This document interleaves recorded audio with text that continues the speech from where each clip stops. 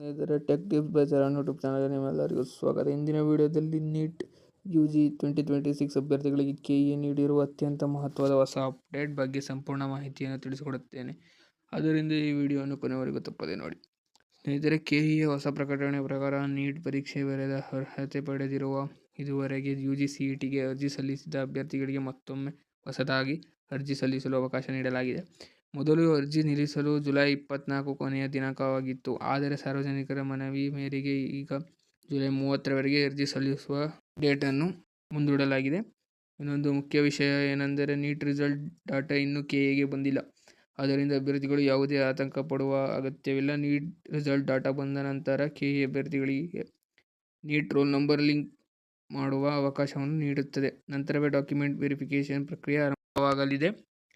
ಹೀಗಾಗಿ ನೀಟ್ ಅಭ್ಯರ್ಥಿಗಳು ಯಾವುದೇ ಗೊಂದಲಕ್ಕೆ ಒಳಗಾಗಬೇಡಿ. KE ನೀಡುವ ಅಧಿಕೃತ ಮಾಹಿತಿಯನ್ನು ಮಾತ್ರ ನಂಬಿ ಮತ್ತು KE ವೆಬ್ಸೈಟನ್ನು ನಿಯಮಿತವಾಗಿ ಪರಿಶೀಲಿಸುತ್ತೀರಿ. ಈ ಮಾಹಿತಿಯನ್ನು ನಿಮ್ಮ ಸ್ನೇಹಿತರಿಗೆ ತಪ್ಪದೆ ಹಂಚಿಕೊಳ್ಳಿ, ಏಕೆಂದರೆ ಇದು ಹಲವರಿಗೆ ಉಪಯುಕ್ತವಾಗಬಹುದು. ಇಂತಹ KE, CET, NEET, SSLC, PUC ಹಾಗೂ ಸ್ಕಾಲರ್ಶಿಪ್ ಸಂಬಂಧಿತ ನಿಖರ ಮಾಹಿತಿಗಾಗಿ ನಮ್ಮ ಟೆಕ್ ಟಿಪ್ಸ್ ಬೈ ಚರಣ್ ಚಾನಲ್ಗೆ ಸಬ್ಸ್ಕ್ರೈಬ್ ಮಾಡಿ, ಬೆಲ್ ಐಕಾನ್ ಅನ್ನು ಒತ್ತಿ ಮರಿಬೇಡಿ. ಧನ್ಯವಾದಗಳು.